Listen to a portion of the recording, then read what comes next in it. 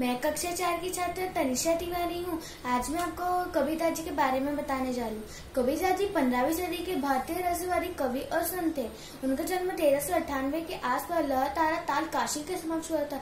वे हिंदी साहित्य के भक्ति कालीन में परमेश्वर की भक्ति के लिए एक महान प्रवर्तक के रूप में उभरे। आज मैं आपको कविता जी के कुछ दोहे और उनके भाव सुनाने, चलिए चलते हैं। कबीर के दोहे।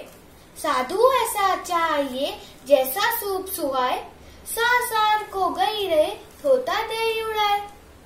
इस दोहे का अर्थ यह है कि कबीरदास जी कहते हैं कि मनुष्य का स्वभाव सूप के समान होना चाहिए।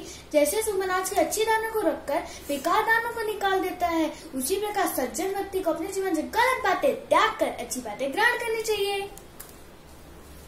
बड़ा हुआ तो क्या हुआ, जैसे पेड़ खजूर, पंथी को छाया नहीं, फल लागे अति दूर।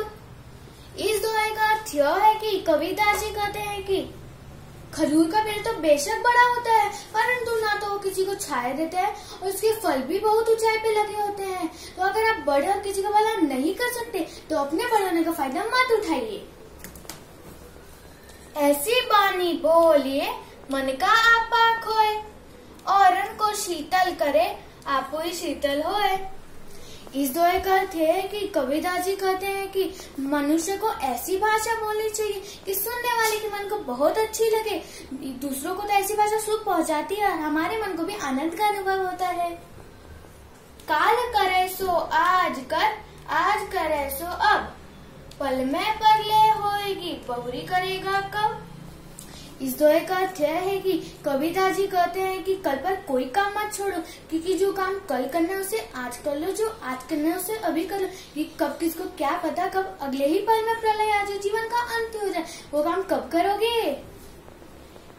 पोथी पढ़ी पढ़ी जग मुआ, पंडित भया न कोय, ढाई आखर प्रेम का पढ़े तो पंडित होए।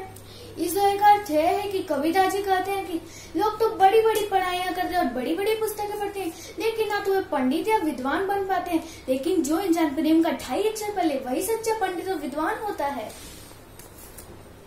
माला फेरत जुग भया, फिरा न मन का फेर, कर का मन का डार दे, मन का फेर। इस दोहे का अर्थ है कि कबीरदास जी कहते हैं कि माला जपने से कुछ नहीं होता, असल में अपने शुद्ध विचारों को अपने अंदर भरो, फिर भी आपके मन में गलत विचार पड़े।